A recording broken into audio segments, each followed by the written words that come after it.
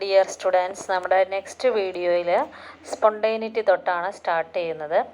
എന്താണ് സ്പോണ്ടേനിറ്റി അല്ലെങ്കിൽ spontaneous process എന്ന് പറഞ്ഞു കഴിഞ്ഞാൽ, ഒരു പ്രോസസ്സ് നടക്കുന്നത് യാതൊരു എക്സ്റ്റേണൽ ഫോഴ്സും ഒന്നുമില്ലാതെ നടക്കുന്ന, ബാഹ്യശക്തികളൊന്നും ഇല്ലാതെ നടക്കുന്ന പ്രോസസ്സുകളെ നമ്മൾ വിളിക്കുന്ന പേരാണ് സ്പോണ്ടേനിയസ് പ്രോസസ്സ്.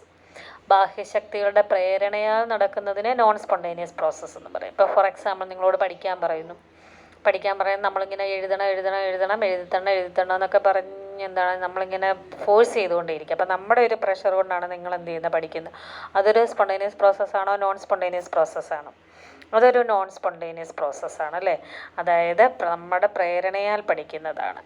സ്പോണ്ടേനിയസ് പ്രോസസ്സ് എന്ന് പറഞ്ഞു കഴിഞ്ഞാൽ process occurs without any help of external ഫോഴ്സാണ് എന്തെന്ന് പറയുന്നത്, സ്പോണ്ടേനിയസ് പ്രോസസ്സ് എന്ന് പറയുന്നത്. The potential to proceed without the assistance of any external agency. അപ്പോൾ what is spontaneous process? A process that occurs without the help of any external agency is called a spontaneous process. അതിന് കുറച്ച് example പറയുമ്പോൾ നിങ്ങൾക്കത് മനസ്സിലാവും. എന്താണ് spontaneous പ്രോസസ്സിന് example? Flow of water from high level to low level. Higher ലെവലിൽ നിന്ന് ലോയിലേക്ക്, പൊക്കത്തിൽ നിന്നും താഴ്ചയിലേക്ക് വെള്ളം ഒഴുകുന്ന ആരുടെയിലെ പ്രേരണയാലാണോ? അല്ല.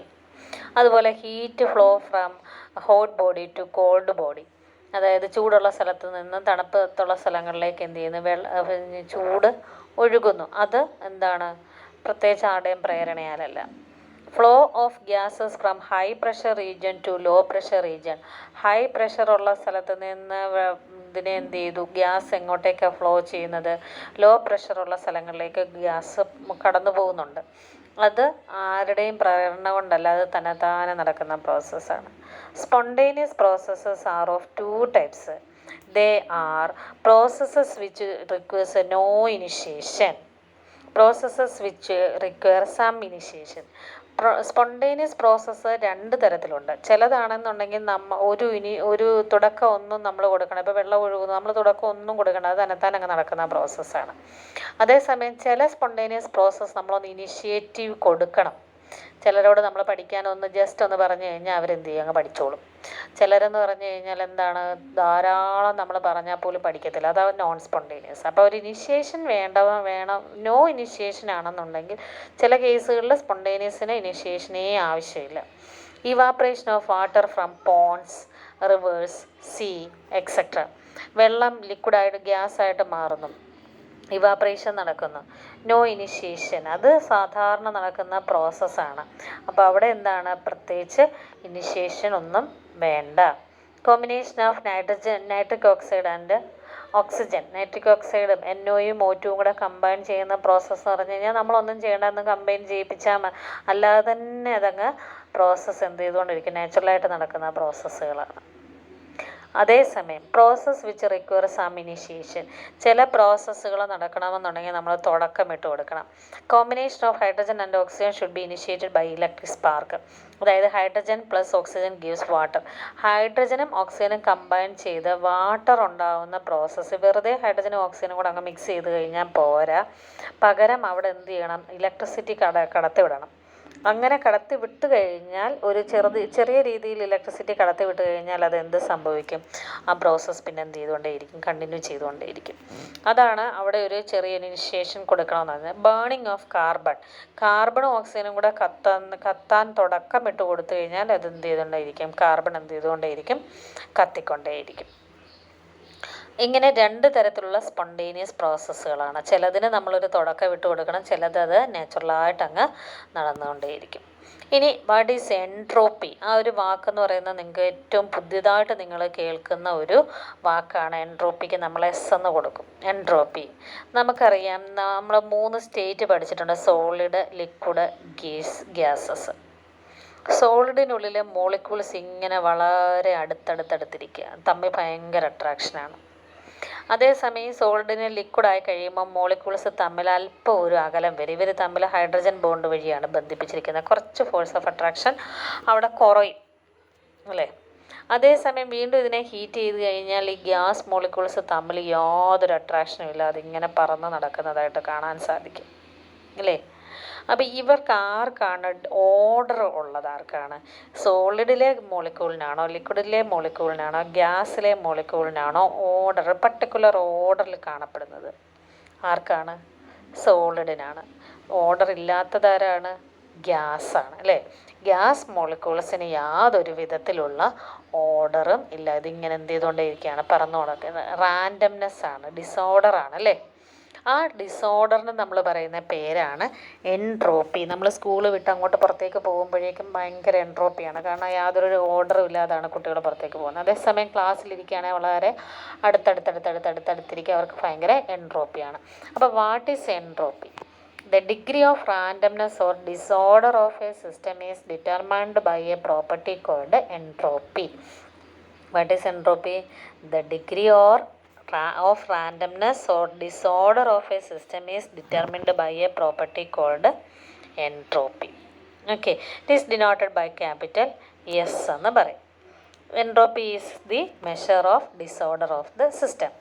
ഇനി എൻട്രോപ്പി ചേഞ്ച്, അതായത് ഇപ്പം നമ്മൾ സോളിഡ് ലിക്വിഡായിട്ട് മാറുന്നു.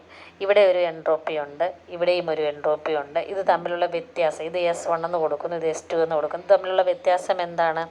S2 minus S1. ആ വ്യത്യാസത്തിനെ നമ്മൾ എങ്ങനെ ഡിനോട്ട് ചെയ്യും? ഡെൽറ്റ S എന്ന് കൊടുക്കും. അപ്പോൾ delta S is the change in entropy. Delta S is related with the Q and T for reversible reaction, as delta S is equal to Q reversible by T. Delta എസ്സും delta S എന്ന് പറഞ്ഞു കഴിഞ്ഞാൽ എന്താണ്? Entropy ചേഞ്ചാണ്. അപ്പോൾ entropy change ചെയ്യണമെന്നുണ്ടെങ്കിൽ heat വേണം അല്ലേ? താപം കൊടുക്കുമ്പോഴാണ് സോളിഡ് ലിക്വിഡായിട്ട് മാറുക എന്ന് പറയുന്നെങ്കിൽ ലിക്വിഡ് ഗ്യാസായിട്ട് മാറുമ്പോൾ എൻട്രോപ്പിക്ക് വ്യത്യാസം ഉണ്ടാകുക. ആ വ്യത്യാസം ഉണ്ടാകണമെന്നുണ്ടെങ്കിൽ നമ്മളവിടെ എന്ത് കൊടുത്തു? ഹീറ്റ് കൊടുത്തു. എമൗണ്ട് ഓഫ് ഹീറ്റ് അവിടെ അബ്സോർബ് ചെയ്തത് കൊണ്ടാണ്. അപ്പോൾ എൻട്രോപ്പി എപ്പോഴും ആർക്ക് റിലേറ്റഡ് ആണ്? ക്യൂവിന് റിലേറ്റഡ് ആണ്.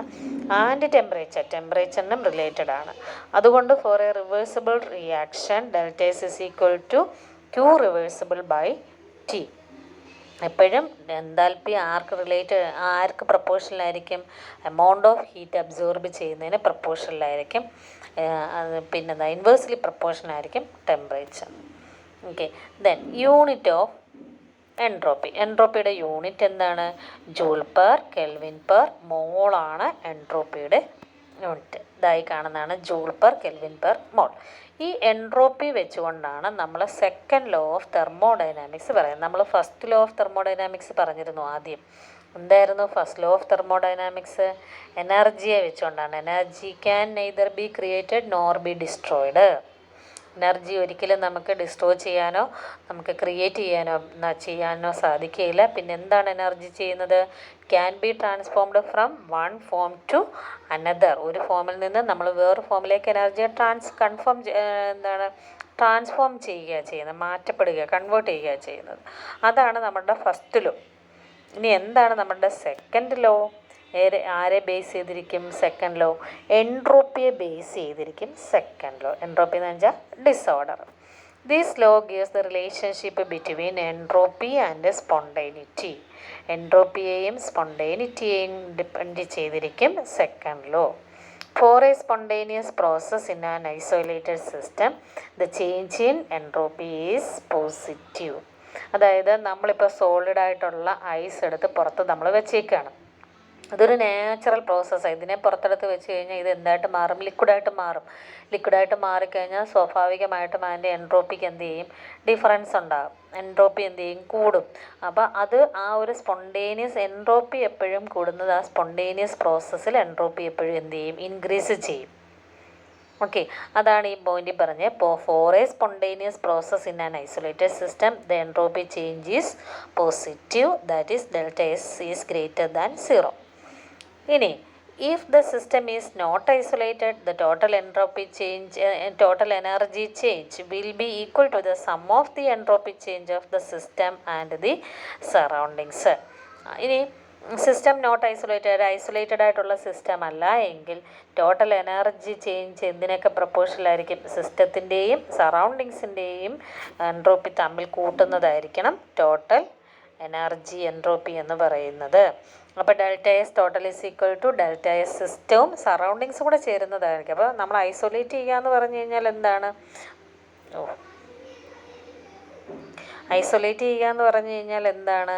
ഈ ഒരു സിസ്റ്റത്തിനെ മാത്രമായിട്ടല്ല, ഈ സിസ്റ്റവും സറൗണ്ടിങ്സും തമ്മിൽ ബന്ധമുണ്ട്. അപ്പോൾ സിസ്റ്റത്തിനെയും സറൗണ്ടിങ്സിനെയും എൻട്രോപ്പി കൂടുന്നതായിരിക്കണം ആ ഒരു സിസ്റ്റത്തിൻ്റെ ഫുൾ പോർഷൻ്റെ എന്താണ് എൻട്രോപ്പി എന്ന് പറയുന്നത്. അപ്പോൾ delta S total is equal to delta S system plus delta S surroundings.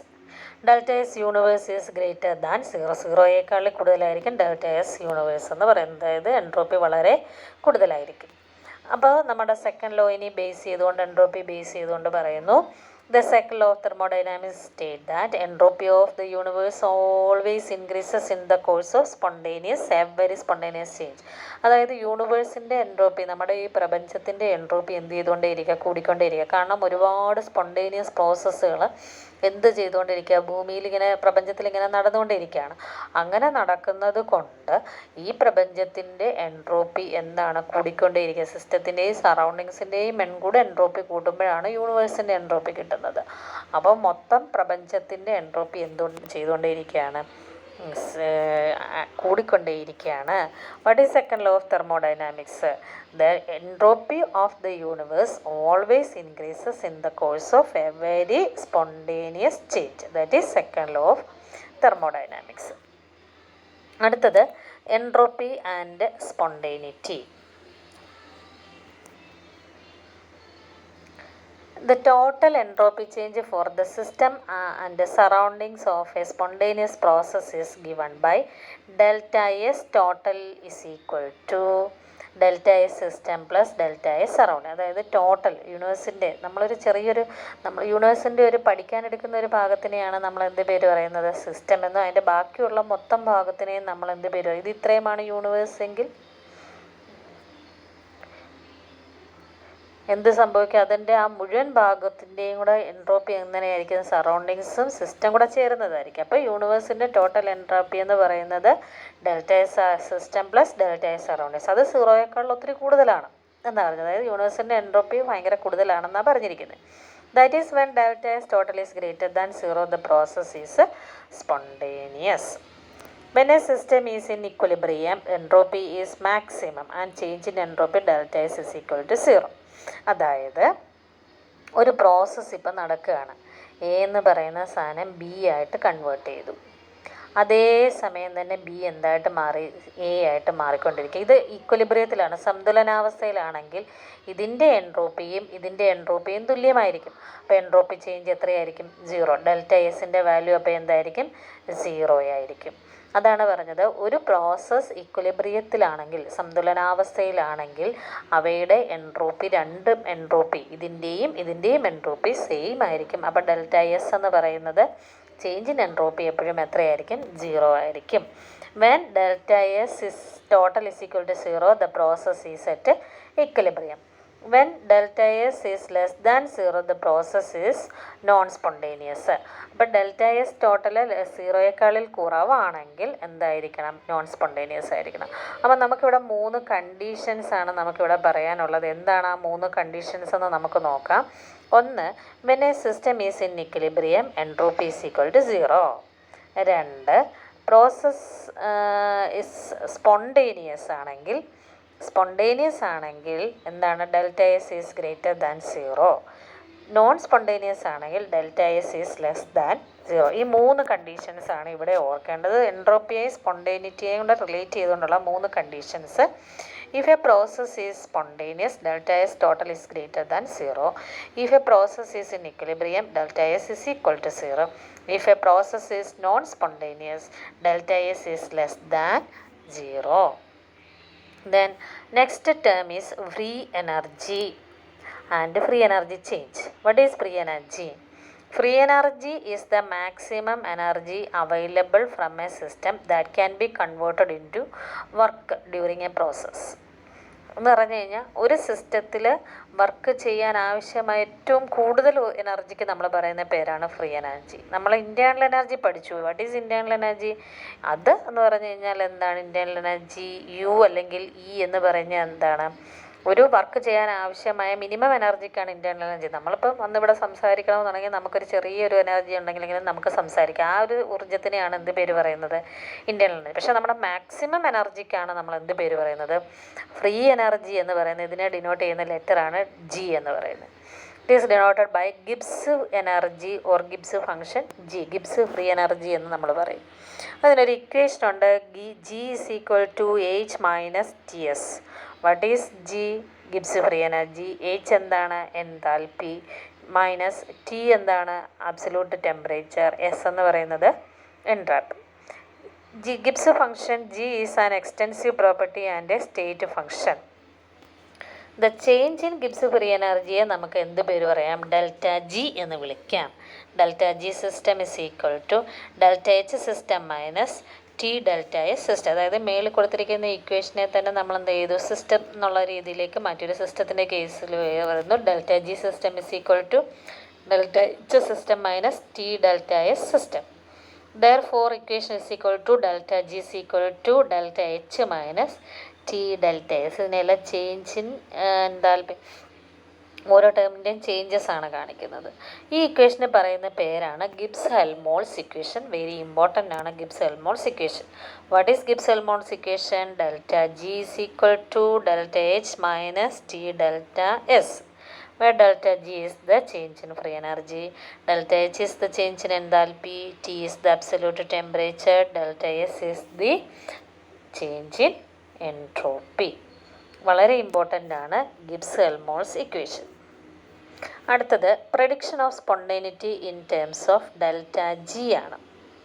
ഈ ഒരു ഇക്വേഷൻ ഉപയോഗിച്ചുകൊണ്ട് സ്പോണ്ടേനിറ്റിയെ നമുക്ക് എങ്ങനെ പ്രെഡിക്റ്റ് ചെയ്യാമെന്നാണ് പറയുന്നത്. The equation delta G system is equal to minus T delta S total may be used to predict the spontaneity of a process.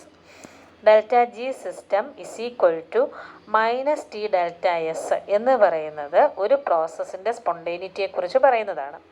For a spontaneous process delta S നമ്മൾ നേരത്തെ പഠിച്ചു. Spontaneous process ആണെങ്കിൽ delta എസിൻ്റെ value എപ്പോഴും എന്തായിരിക്കും? Positive ആയിരിക്കും. അപ്പോൾ അങ്ങനെയാണെങ്കിൽ ഡെൽറ്റ ജിയുടെ വാല്യൂ എന്തായിരിക്കും? അതായത് ഡെൽറ്റ എസ് പോസിറ്റീവ് ആണെങ്കിൽ ഡെൽറ്റ ജിയുടെ വാല്യൂ എന്തായിരിക്കും എന്നാണ് പറഞ്ഞിരിക്കുന്നത്. ഡെൽറ്റ എസിൻ്റെ വാല്യൂ പോസിറ്റീവ് ആണെങ്കിൽ ഇതിൻ്റെ ഈ വാല്യൂ ആയിരിക്കും കൂടുതൽ വരുന്നത് അല്ലേ? ഇത് രണ്ടും കൂടെ ചെയ്യുമ്പോൾ ഈ വാല്യൂ കൂടുതൽ വരും. അപ്പോൾ ഡെൽറ്റ ജിയുടെ വാല്യൂ സ്വാഭാവികമായിട്ടും ആൻസറിൽ ഡെൽറ്റ ജിയുടെ വാല്യൂ നെഗറ്റീവ് വരും. For a spontaneous process delta S positive ആണെങ്കിൽ delta G is negative. Therefore, when delta G is negative, the process will be spontaneous. അപ്പോൾ നമുക്ക് പറയാം ഡെൽറ്റ ജി നെഗറ്റീവ് ആണെങ്കിലും പ്രോസസ്സ് എന്താണ്? സ്പോണ്ടേനിയസ്. അപ്പോൾ ഡെൽറ്റ ജി നെഗറ്റീവ് ആണെങ്കിലും delta S positive ആണെങ്കിലും process എന്തായിരിക്കും? സ്പോണ്ടേനിയസ് ആയിരിക്കും. ഇനി ദ പ്രോസസ് അറ്റ് ഇക്വിലിബ്രിയം രണ്ടും ഡെൽറ്റ എസ് 0 ആയിരിക്കും. ഡെൽറ്റ എസ് 0 ആകുമ്പോൾ ഡെൽറ്റ ജിയുടെ വാല്യൂം എന്തായിരിക്കും? 0 ആയിരിക്കും. Therefore, delta G is 0, the process will be at equilibrium. ഇനി for a non spontaneous process ആണെങ്കിൽ ഡെൽറ്റ എസിൻ്റെ വാല്യൂ എന്തായിരിക്കും? നെഗറ്റീവ് ആയിരിക്കും. അപ്പോൾ ഡെൽറ്റ ജിയുടെ വാല്യൂ ആ ഇക്വേഷനിൽ ഡെൽറ്റ ജിയുടെ വാല്യൂ അപ്പോൾ എന്തായിട്ട് മാറും? പോസിറ്റീവായിട്ട് മാറും. Therefore, when delta G is positive, the process will be non spontaneous. അപ്പോൾ ഈ ഇത്രയും കണ്ടീഷൻസും കൂടി പഠിച്ചു വച്ചേക്കാം. അടുത്തത് conditions to be for delta G be to be negative. ഇതും നമ്മുടെ ആ ഇക്വേഷൻ വെച്ചുകൊണ്ട് തന്നെയാണ് പറയുന്നത്. ഡെൽറ്റ എച്ചിൻ്റെ വാല്യൂ നെഗറ്റീവ് ആണെങ്കിൽ ഡെൽറ്റ എസിൻ്റെ വാല്യൂ എന്തായിട്ട് മാറും? പോസിറ്റീവ്. അങ്ങനെയാണെങ്കിൽ ഡെൽറ്റ ജി എന്തായിട്ട് മാറും? നെഗറ്റീവ്. ഡെൽറ്റ ജി നെഗറ്റീവ് ആണെങ്കിൽ നമ്മൾ മേളിൽ പറഞ്ഞു ഡെൽറ്റ ജി നെഗറ്റീവ് ആണെങ്കിൽ പ്രോസസ്സ് എന്തായിരിക്കും? സ്പോണ്ടേനിയസ് ആണ്. അപ്പോൾ വെൻ ഡെൽറ്റ എച്ചിൻ്റെ വാല്യൂ നെഗറ്റീവും ഡെൽറ്റ എസിൻ്റെ വാല്യൂ പോസിറ്റീവും ആണെങ്കിൽ ഡെൽറ്റ ജിയുടെ വാല്യൂ നെഗറ്റീവായി മാറും.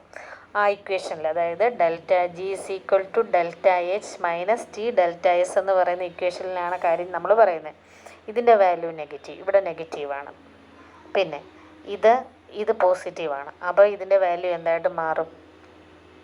നെഗറ്റീവ് വാല്യൂ ആയിരിക്കും. ഇത് രണ്ടും കൂടെ ചെയ്യുമ്പോൾ ഇതിന് എന്തെങ്കിലും ഒരു വാല്യൂ ഇട്ട് നിങ്ങൾ ചെയ്ത് കൊടുത്ത് നോക്കിക്കഴിഞ്ഞാൽ അറിയാം ഡെൽറ്റ ജിയുടെ വാല്യൂ അപ്പോൾ എന്തായിട്ട് മാറും? നെഗറ്റീവാണ്. ഡെൽറ്റ ജി നെഗറ്റീവ് ആണെങ്കിൽ പ്രോസസ്സ് എന്തായിരിക്കും? സ്പോണ്ടേനിയസ് ആയിരിക്കും. അടുത്തത്, on the other hand when delta H is positive, delta എച്ചിൻ്റെ വാല്യൂ പോസിറ്റീവാണ്, ഡെൽറ്റ എസിൻ്റെ വാല്യൂ നെഗറ്റീവാണ്, ഇത് നെഗറ്റീവാണ്. അപ്പോൾ ഡെൽറ്റ ജി എന്തായിട്ട് മാറും? പോസിറ്റീവായിട്ട് മാറും. ഇവിടെയും പോസിറ്റീവ് വരും. അങ്ങനെയാണെങ്കിൽ പ്രോസസ്സ് എന്തായിരിക്കും? നോൺ സ്പോണ്ടേനിയസ് ആയിരിക്കും. When delta H is positive and delta S negative. ഇനി ഡെൽറ്റ എച്ച് പോസിറ്റീവും ഡെൽറ്റ എസ് നെഗറ്റീവും, ഇത് നെഗറ്റീവ് ആണെങ്കിൽ എന്തായിരിക്കും?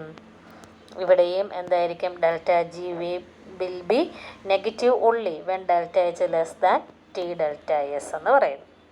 Hence the reaction will be spontaneous at only high temperature. High ടെമ്പറേച്ചറിലായിരിക്കും. ടെമ്പറേച്ചർ ഇവിടെ കൂടുതലാണ്. ഇവിടെ കണ്ടാൽ നിങ്ങൾക്കറിയാം ഈക്വേഷനിൽ delta H is greater than T delta S. അപ്പോൾ ടെമ്പറേച്ചർ അവിടെ കൂടുതൽ സ്പോണ്ടേനിയസ് ആയിരിക്കും. റിയാക്ഷൻ ഡെൽറ്റ ജിയുടെ വാല്യൂ നെഗറ്റീവ് ആയതുകൊണ്ട്.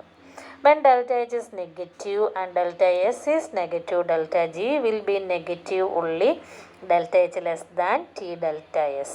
അപ്പം ഡെൽറ്റ എച്ച് നെഗറ്റീവും ഡെൽറ്റ എസ് നെഗറ്റീവും ആണെങ്കിൽ ഡെൽറ്റ ജിയുടെ വാല്യൂവും നെഗറ്റീവ് ആയിരിക്കും when delta H is less than T delta S. Hence the reaction will be spontaneous at low temperature. അടുത്തതാണ് Gibbs free energy change and equilibrium. Gibbs free energy ചേഞ്ചും ഇക്വിലിബ്രിയവും തമ്മിൽ എന്താണ് ബന്ധം? Consider reaction A plus B gives C plus D. ഒരു reaction ഇവിടെ നമുക്ക് തന്നിട്ടുണ്ട്. എയും ബിയും കൂടെ കമ്പൈൻ ചെയ്ത് സിയും ഡിയും ഉണ്ടാകുന്നുണ്ട്. അപ്പോൾ ഈ കേസിൽ നോക്കുക, ഇതൊരു റിവേഴ്സിബിൾ റിയാക്ഷൻ. എന്താണ് റിവേഴ്സിബിൾ റിയാക്ഷൻ? അങ്ങോട്ടും ഇങ്ങോട്ടും ഒരേ സമയം റിയാക്ഷൻ നടക്കും. അതുകൊണ്ടാണ് 2 ആരോ മാർക്ക് കൊടുത്തിരിക്കുന്നത്. അപ്പോൾ എപ്പോഴും ഒരു ഇക്വിലിബ്രിയം സന്തുലനാവസ്ഥയിലുള്ള ഒരു റിയാക്ഷനിൽ ഡെൽറ്റ ജിയുടെ വാല്യൂ എപ്പോഴും എത്രയായിരിക്കും? 0 ആയിരിക്കും. അങ്ങനെയാണെങ്കിൽ നമ്മുടെ equation delta G gives free energy for a reaction in which all the reactants and products are in their standard state is related to the equilibrium constant. Delta G is equal to delta G0 plus RTLN K. ഇതാണൊരു equation. ഈ ഇക്വേഷനിൽ delta ജിയുടെ value 0. അപ്പോൾ നമ്മൾ ഇവിടെ എന്ത് കൊടുത്തു? 0 കൊടുത്തു. Is equal to delta G0 plus RTLN K. Or delta G0 is equal to 0 ആയതുകൊണ്ട് ഡെൽറ്റ G0 ഇപ്പുറത്ത് കൊണ്ടുവന്നു minus RTLN K. Delta G0 is equal to minus LN എന്ന് പറയുന്നത് നാച്ചുറൽ ലോഗരിതമാണ്. അതിനെ സാധാരണ ലോഗരിതത്തിലേക്ക്, കോമൺ ലോഗരിതത്തിലേക്ക് കൊണ്ടുപോകണമെങ്കിൽ 2.303 ഇൻറ്റു ലോഗ് എന്നാക്കണം. 2.303ലേക്ക് മൾട്ടിപ്ലൈ ചെയ്യണം. അപ്പോൾ delta G0 is equal to minus 2.303 RT log K. ഇനി ഈ ഡെൽറ്റ G0യുടെ വാല്യൂ ഇപ്പം ഇനി ഇക്വേഷൻ എങ്ങനെ വരുന്നു? Delta G0 is equal to delta H0 minus T delta S0 നമ്മുടെ പഴയ ഇക്വേഷൻ എടുത്തു. That is equal to minus RTLN K. അതായത് delta G0 is equal to minus RTLN K. അല്ലെങ്കിൽ ഈ ഇക്വേഷൻ എഴുതാം delta G0 is equal to minus 2.303 log K, അല്ലെങ്കിൽ delta G0 is equal to minus RTLN K എന്നാണ് equation. ഈ 2 ഇക്വേഷനാണ് എന്തെന്ന് പറയുന്നത്? Equilibrium കോൺസ്റ്റൻറ്റും അതേപോലെ തന്നെ ഫ്രീ എനർജിയും തമ്മിലുള്ള റിലേഷൻ. ഇത് വെച്ചുകൊണ്ട് നമ്മൾ തേർഡ് ലോ ഓഫ് തെർമോഡൈനാമിക്സ് പറയുന്നു. ഇതും എന്താണ്? എൻട്രോപ്പിയെ റിലേറ്റ് ചെയ്തുകൊണ്ടാണ് തേർഡ് ലോ ഓഫ് തെർമോഡൈനാമിക്സ് പറയുന്നത്. ഒരു പെർഫെക്റ്റ് ക്രിസ്റ്റൽ, ഒരു പെർഫെക്റ്റ് ആയിട്ടുള്ള ഒരു ക്രിസ്റ്റൽ ആണെങ്കിൽ അവിടെ പാർട്ടിക്കിൾസ് എല്ലാം വളരെ closely packed and well ordered arranged ആയിരിക്കും. അപ്പോൾ ഇതിന് നല്ല ടൈറ്റായിട്ടായി മോളിക്യൂൾസ് എല്ലാം ഇരിക്കും. അപ്പോൾ ഇതിൻ്റെ എൻട്രോപ്പി എന്തായിരിക്കും? വളരെ 0 ആയിരിക്കും. അപ്പോൾ അതുകൊണ്ട് നമുക്ക് തേർഡ് ലോയിൽ പറയാം the entropy of a perfectly crystalline substance is 0 at absolute 0 temperature. അതായത് ഒരു പെർഫെക്റ്റ് ക്രിസ്റ്റലൈൻ സബ്സ്റ്റൻസ് ആണെങ്കിൽ അതിൻ്റെ എൻട്രോപ്പി എപ്പോഴും എത്രയായിരിക്കും? 0 ആയിരിക്കും. The entropy of a perfectly crystalline substance is 0 at absolute 0 temperature. Third law helps to calculate the absolute entropies of pure substances at different പല ടെമ്പറേച്ചറുകളിലുള്ള സബ്സ്റ്റൻസിൻ്റെ entropies calculate ചെയ്യാൻ വേണ്ടി നമുക്ക് എന്തുപയോഗിക്കുന്നു? തേർഡ് ലോ ഓഫ് തെർമോഡൈനാമിക്സ് നമ്മൾ ഉപയോഗിക്കുന്നു. അപ്പോൾ ഇതിനകത്തിൽ 3 ലോയാണ് നമുക്ക് പറയാനുള്ളത്. First law of thermodynamics, second law of thermodynamics, third law of thermodynamics പറയുന്നു enthalpy, entropy, free energy change പറയുന്നു. ഇത്രയും കാര്യങ്ങളാണ് ഇതിനകത്തിൽ കാര്യമായിട്ടുള്ളത്. എല്ലാ വീഡിയോസും കാണുക, പേര് കമൻറ്റ് ചെയ്യുക, നോട്ട്സ് കംപ്ലീറ്റ് ആക്കി അയച്ചു തരിക. ഓക്കെ.